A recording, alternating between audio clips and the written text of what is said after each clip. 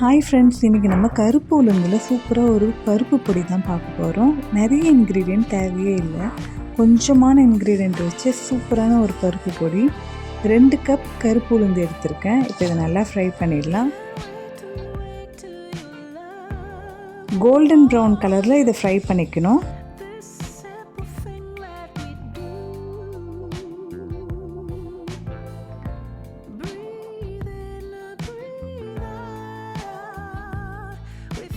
குறைவான தீயிலேயே இதை பொறுமையாக வறுத்து எடுத்துக்கலாம்.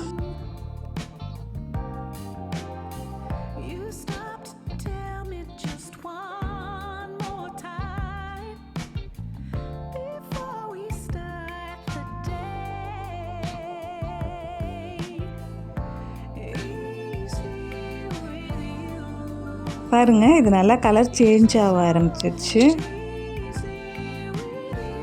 பருப்பு பொடிக்கு தேவையான அளவு காரம் ஆட் பண்ணணும். அதுக்கு காஞ்ச மிளகாய் 25 எடுத்திருக்கேன். இதோடு சேர்த்து ஃப்ரை பண்ணிடலாம்.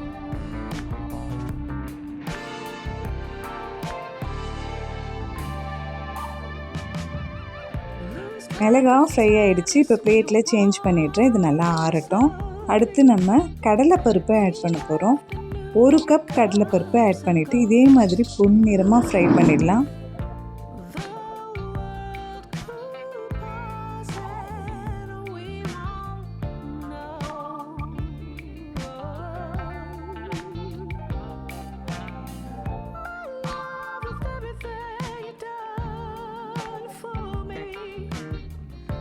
கடலைப்பருப்பு நல்லா பொன்னிறமாக ஃப்ரை ஆகிடுச்சு. இதையும் ஆற விட்டுடலாம்.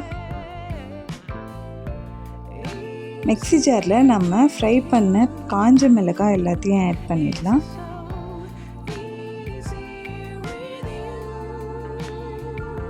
ஃப்ரை பண்ணி வச்சுருக்க கருப்பு உளுந்தையும் ஆட் பண்ணிடுறேன். ஃபஸ்ட்டு அரைக்கிறப்பவே இது மாதிரி எல்லா காஞ்ச மிளகாயும் கொஞ்சம் கருப்பு உளுந்து கல்லுப்பு ஆட் பண்ணிவிட்டு நல்லா ஃபைனாக அரைச்சி எடுத்துக்கலாம். பருப்பு பொடி நல்லா கொரப்பாக இருக்கும். காஞ்ச மிளகாய் அரைக்கிறதால இதை மட்டும் நல்லா ஃபைனாக அரைச்சி எடுத்து ஒரு பிளேட்டில் சேஞ்ச் பண்ணிடுறேன். மீதம் இருக்கிற கருப்பு உளுந்து கடலைப்பருப்பு எல்லாத்தையும் போட்டு நல்லா அரைச்சி எடுத்துக்கலாம். கொரப்பாக அரைச்சாலே போதும்.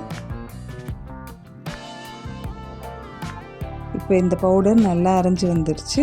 இப்போ ஆல்ரெடி அரைச்ச பவுடர்லேயே இதையும் ஆட் பண்ணிடுறேன். இது பாருங்கள், கொரப்பாக அரைச்சிருக்கேன்.